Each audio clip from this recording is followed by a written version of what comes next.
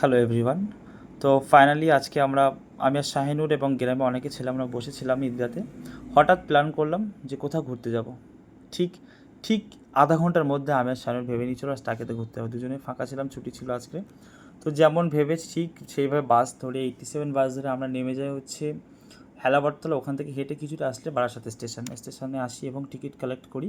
আমরা হচ্ছে টাকি টাকি আপ ডাউন কেটে নিই। ওখান থেকে নেয় মাত্র 15 টাকা করে, 30 টাকা। যাই হোক, 60 টাকা টিকিট কেটে এখানে প্রচণ্ড গরম ছিল। বাইরে আমাদের দিকে ফোন করেছিলাম, বৃষ্টি হচ্ছিলো, বাট বারাসাতে প্রচণ্ড গরম হচ্ছিলো। তাই জাহানটাকে ঠান্ডা করার জন্য, মনটাকে খুশি করার জন্য একটু নিয়ে নিলাম। ওখানে লস্যি নিয়েছিলাম, 15 টাকা করে নিয়েছিলাম। সত্যি বলতে এতটা বাজে ছিল, খেয়ে আমার অবস্থাটা বেহাল হয়ে গেছিলো। তারপর ফাইনালি আমাদের ট্রেন চলে আসে, ট্রেনে উঠে পড়লাম। ট্রেনে তেমন খুব একটা ভিড় ছিল না, জাস্ট অফিস টাইমের পরেই আমরা ওইদিকে উল্টো ব্যাকে যাচ্ছিলাম, ওর জন্য অতটা ভিড় ছিল না। ফাঁকা ফাঁকা দারুণ আবহাওয়া ছিল, দারুণ লাগছিল। ট্রেনে ফাঁকা ছিল যেহেতু যেহেতু বনগা লোকাল এবং আপনার হাসনাবাদ লোকালে যারা গিয়েছেন, রেগুলার প্যাসেঞ্জার যারা আছেন বা অফিস টাইমে যান, তারা জানেন ট্রেনের অবস্থাটা কেমন, লোড পড়ে ট্রেনে সকলেই কম বেশি জানেন। যাই হোক, ফাঁকা ছিল, খুবই ভালো লাগছিলো। সিটে বসে কিছুক্ষণ পরে ভাবলাম না, এখন যেহেতু ট্রেনটা ফাঁকা আছে, সাইডে গিয়ে একটু কিছু ভিডিও করি তোমাদের জন্য এবং ন্যাচারাল ভিউটা দেখতে দেখতে যাই। ঠিক যেরকম ভেবেছি।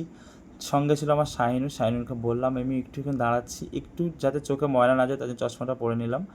দিয়ে বাইরে তাকিয়ে এত সুন্দর আবহাওয়া, এত ভালো লাগছিলো, ট্রেনটা বেশ গতি সম্পতে যাচ্ছিলো। তো ওইদিকে যেহেতু চাষাবাদ এলাকা, তাই ওইতে প্রচণ্ড পাটকাঠি চাষ হয়েছিল, যে পচা পাটের একটা গন্ধ আসছিলো। যে গ্রাম্য এলাকায় এটাও গ্রাম্য মানুষের কাছে একটা খুবই একটা ভালো, যেহেতু গ্রাম্য মানুষ এই কর্মটা করে তারা খায়। আমার তো খুবই ভালো লাগছিলো, বাট খুবই ভালো লেগেছে। ঠিক আছে, এই পাট দিয়ে নানান ধরনের জিনিসপত্র তৈরি, আপনার জুট মিলে। যাই হোক, এদিকে এত যে বর্ষা হচ্ছে আমাদের দিকে, বারাসাত বলুন বা এদিকে আমাদের অনেক উঁচু জায়গা, বাট এইদিকে জল দেখা যায় না। বর্ষা যে হয়েছে রিয়েলি, সেটা আপনি ওইদিকে গেলে বুঝতে পারবেন। তো ফাইনালি আমরা টাকিতে পৌঁছে যাই। ওখানে 20 টাকা করে টোটো ভাড়া নেয় ওখান। তো আমি ফার্স্ট টাইম গেছিলাম, যেহেতু আপনার কলেজের স্টুডেন্ট প্রচুর ছিল। সামনে টাকি কলেজটা পার করি একদম ঘাটটা ছিল। ফার্স্ট টাইম গেছিলাম, জানা ছিল না বাস লাইনেও আসা যায়। টাকির বারাসাত থেকে বাস করে আপনারা বসিরহাটে যেতে পারেন, ওখান থেকে টাকির কোনো গাড়ি ধরে টাকিতে যেতে পারেন। তো ফাইনালি আমরা টাকিতে পৌঁছে, এই যে বটগাছটা আপনারা দেখছেন, বটগাছটা একটা প্রাচীরের উপরে হয়েছে। এত পরিমাণে শাখা পোশাকা ছেড়েছে এখানে, সত্যি দেখতে খুব ভালো লাগছিল।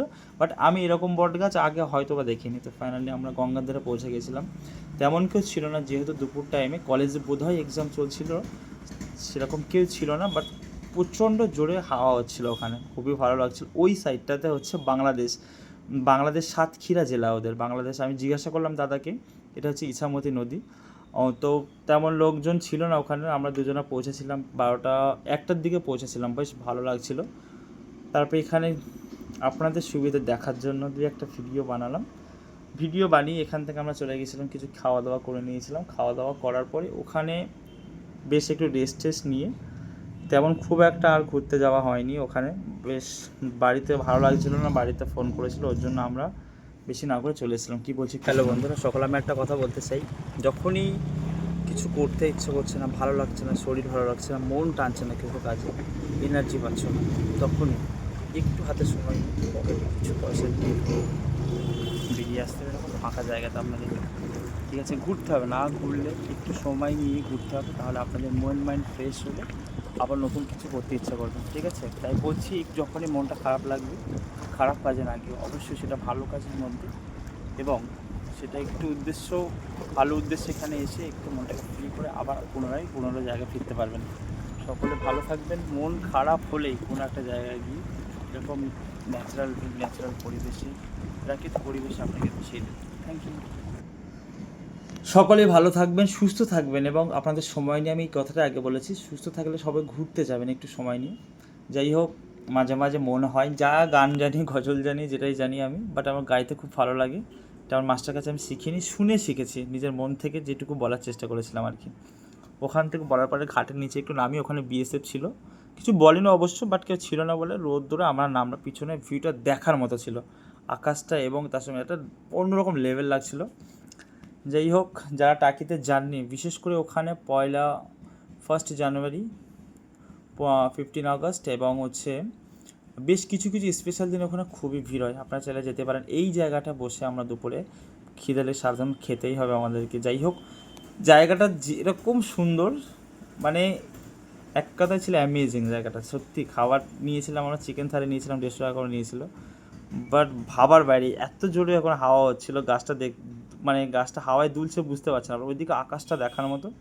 এইখানে বসে